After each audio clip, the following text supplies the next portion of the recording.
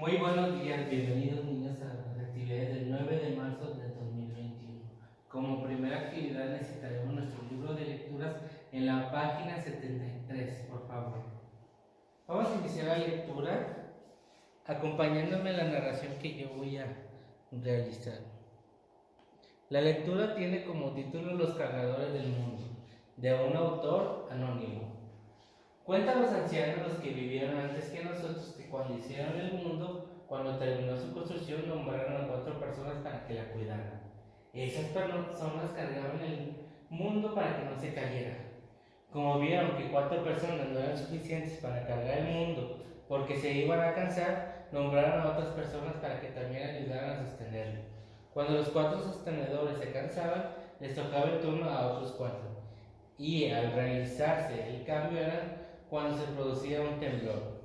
También cuenta que hace mucho tiempo el cielo estaba muy bajito y nuestros antepasados creían que lo podían alcanzar, así que cortaron un palo largo y lo pararon para que tocara el cielo, pero este se alejó más.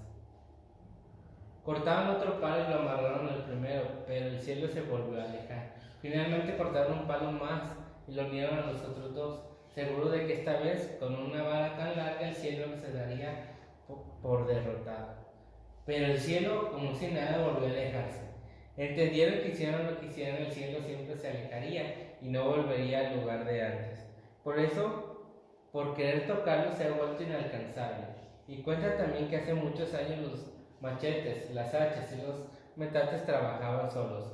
Cuando los hombres iban a trabajar al campo, llevaban su pozol, pero también llevaban su petate, cosas que a las mujeres les extrañaban mucho y preguntaban: ¿será que si se irán a acostar a su parcela? No entendía por qué pasaba, así que siguieron a los hombres sin que estos se dieran cuenta y vieron que tendían sus petates y se ponían a trabajar solo un ratito, porque enseguida los machetes y las hachas trabajaban solos. Así, mientras los machetes destrozaban el monte y las hachas cortaban los árboles, los hombres se acostaban en sus petates hasta que caía la tarde. Al finalizar el día, los hombres llamaban a los machetes y a las hachas para que descansaran. En algún momento los machetes y las hachas se dieron cuenta de que alguien los estaba viendo y se cayeron al suelo, dejaron de trabajar. Los hombres asustados se pusieron de pie y preguntaron qué había ocurrido, y al volver a sus cabezas descubrieron a las mujeres que los espiaban detrás de la maleza. Los machetes y las hachas no volvieron a levantarse del suelo, y de ahí en adelante los hombres tuvieron que realizar todas las tareas ellos solos, rozando el monte y sembrando la milpa. Exclamaron: fue culpa de las mujeres, pero van a ver, y fueron a espiarlas. Fue así como vieron que las metates de las mujeres trabajaban solos. Ellos solo ponían el maíz y los metates se encargaban de molerlo. Entonces los metates se dieron cuenta de que alguien los estaba viendo y dejaron de trabajar. Desde entonces, los machetes, las hachas y los metates dejaron de trabajar solitas, y los hombres y las mujeres tienen que hacerse cargo de todo. Ustedes en esta lectura, ¿qué pueden identificar? Tenemos aquí un relato tradicional Soque de Chiapas. Cuenta, ¿qué tipo de texto es este? ¿Qué es lo que nos cuenta? ¿Qué es lo que pasó en la historia que nos acaban de leer, que acaban de leer ustedes? Podemos reflexionar en casa acerca de este tema y repasarlo varias veces para practicar nuestra lectura. Es una lectura muy cortita que pueden ustedes utilizar en casa. Para la siguiente actividad que realizaremos, necesitaremos nuestro cuadernillo o bitácora que se les entregó, y además analizaremos unos pequeños puntos que nos servirán para guiar la actividad de hoy. En primer lugar, vamos a analizar lo que hemos estado viendo en las clases pasadas. Vamos a ver a qué se podía dedicar la gente de Europa y Asia en los siglos 5 a 15. Si recordemos, estuvimos viendo lo que era la parte de la Edad Media, cómo estaba constituida la sociedad en esa época, y además vimos cómo era la vida en esos 1000 años que transcurrieron, tanto ahí como en el Imperio Bizantino. ¿Vale? Entonces, Para complementar lo que vimos en la clase pasada, les tengo un video que vamos a revisar. En este video nos muestra cómo eran las casas, cómo era la higiene, cómo era la contaminación que se producía en esa época, las enfermedades que podía haber en esa época y cómo estaban separadas las clases sociales, ¿sale? Entonces vamos a poner atención al video que les voy a presentar.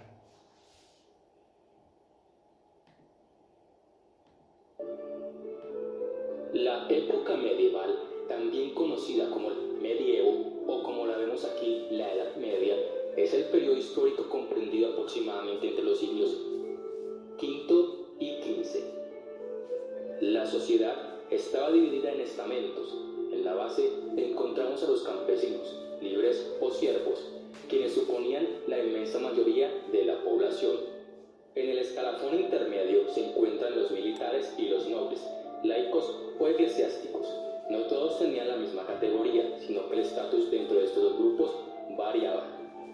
Acabamos en la cúspide con la realeza, es decir, el rey y su familia. La sociedad medieval fue durante siglos una sociedad básicamente rural. En la Edad Media, el 90% de la población vivía en el campo, centro de toda actividad y vida diaria para los habitantes de aquella época. La casa, como en cualquier otro aspecto de la vida cotidiana medieval, dependía del nivel socioeconómico de sus habitantes. Las viviendas de los campesinos contaban con una sola estancia, que hacía al mismo tiempo de cocina, salón y habitación. En este habitáculo también se trabajaba, se almacenaba la cosecha y los útiles de arar. Si por el contrario eran artesanos, estos compartían su casa con el taller y en muchos de los casos incluso con la tienda, abierta esta al público. Con el paso del tiempo, las casas se dividirían en varias dependencias, estableciendo en cada una de ellas una actividad concreta. En el otro espacio, el urbano, las casas se convierten en reflejo del poder de las personas, demostrado por medio de la fachada. Las casas más habituales en las ciudades se componen de 2 pisos y están construidas de piedra y madera. Los ricos, que desde el inicio de la civilización han existido y que ciertamente son quienes han dado forma a la civilización moderna, eran los opresores de las demás clases sociales. Vivían en castillos de piedra y su riqueza se medía por el espesor de los muros y la solidez de las fortificaciones exteriores. Los campesinos se hacían unas chozas de adobe que a menudo se incendiaban y había que reconstruir. Bastaba un solo descuido para dar lugar a una catástrofe. Al no haber alcantarillado ni sistema alguno de conducción de aguas, las calles de las ciudades, fortalezas o aldeas la mayor parte del año parecían un pequeño riachuelo. Por supuesto, el mal olor era parte de la cotidianidad. Esto favorecía la difusión de las epidemias y Como vemos aquí, en esta imagen que nos muestra, vemos cómo era la sociedad en esa época, los malos olores que había, la contaminación provocada porque no había drenajes, ni siquiera los baños como los conocemos ahorita, había letrinas para poder ir. Y todos los desechos eran mandados hacia la calle. Estos ríos que se ven por aquí llevaban muy probablemente desechos. Y los animales, se fijan, andan sueltos con toda la suciedad que pueden dejar. Es por eso que en esta época se dio mucho que salieron ratas en manera de plaga y que transmitían enfermedades hacia las demás personas. Una de ellas fue la peste negra, que mató a 1/3 de la población de Europa. Entonces, si vemos aquí, la higiene no era muy buena, y entonces esto provocaba que la contaminación en esa época perjudicara la salud de las personas. La esperanza de vida en esta época no era igual que es en la actualidad. Y los más afectados eran los que se encontraban en la base de la pirámide porque no tenían acceso a ningún remedio.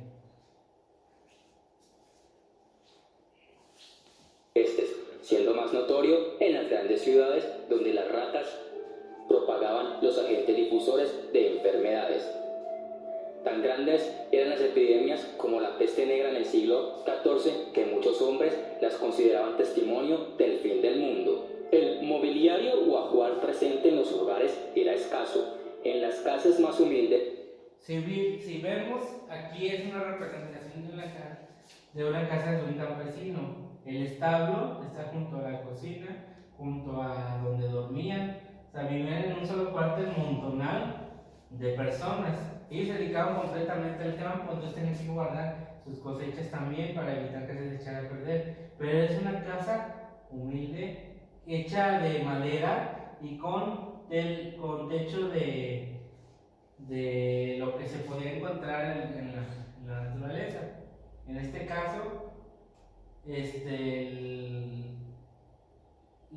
esta forma de vida propiciaba que ellos se consideraban como unas personas pobres o de la clase más baja.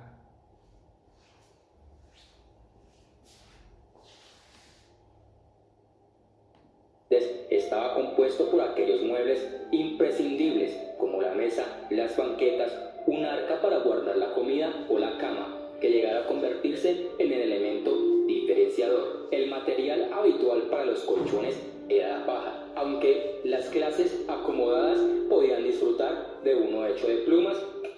Si vemos aquí el contraste que existe entre la cama que tenía el campesino, que era hecha de paja, con la que tenía la clase noble o el rey, que ya era hecho con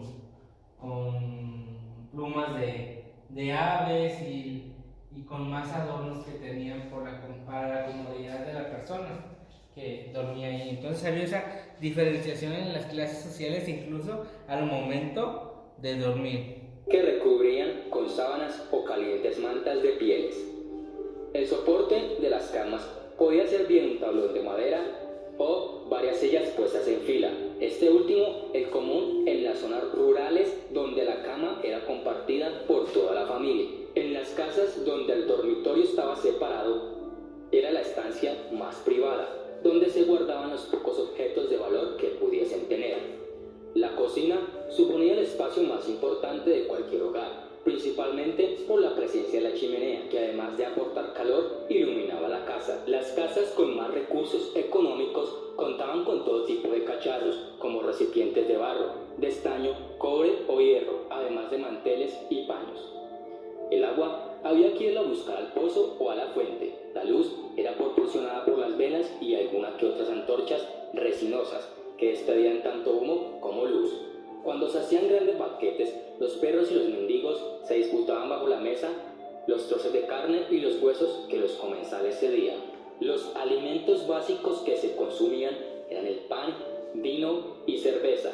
El resto de alimentos que ingerían solían ser aquellos que se vendían en las ferias o mercados locales: carne, pescado, frutas y legumbres, siendo en el campo menos variada la alimentación que en la ciudad, donde podremos encontrar, por ejemplo, especias, producto solo consumido por la nobleza, debido a su precio elevado.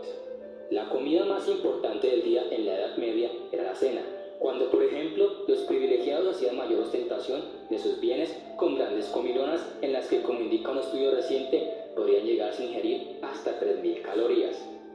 El domingo era el día más importante de la semana. Era cuando toda la familia o el grupo iba a misa, donde lucían sus mejores ropajes y cocinaban sus más destacadas comidas. Después del acto religioso, era común que los vecinos acudieran a las tabernas, donde se servía vino y comida mientras se divertían.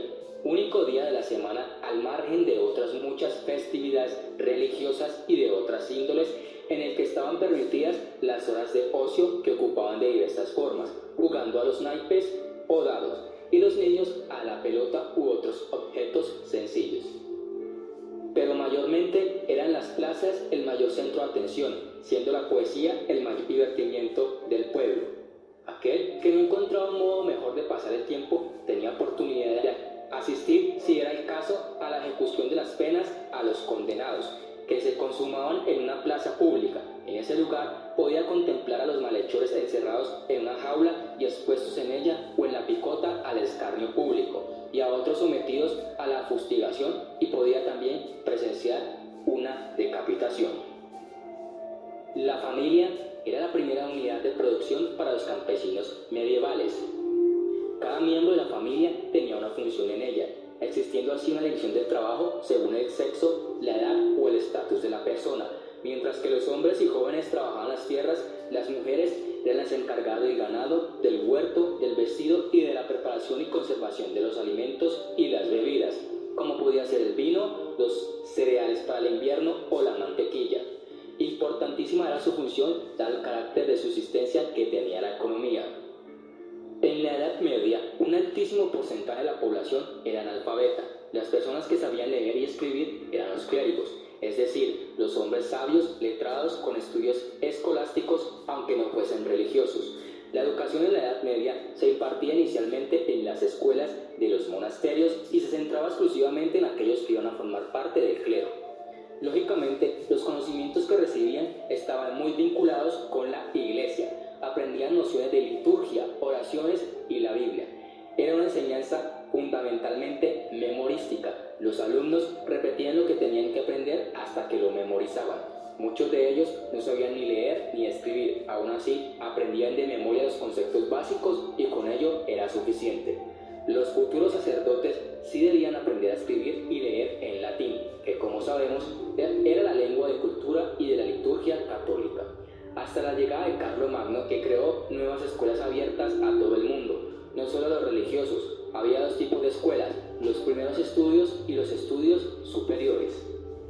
La inseguridad en la Edad Media era alta, debido a las guerras entre señores feudales y reyes por territorio, dado que la posesión de la tierra era un factor clave para el crecimiento económico. Esto hacía que la sociedad viviera siempre con incertidumbre y miedo. Todo esto trajo consigo una crisis social, económica y cultural, dando las raíces de la Edad Moderna en medio de la disolución del mundo medieval a finales del siglo XIV.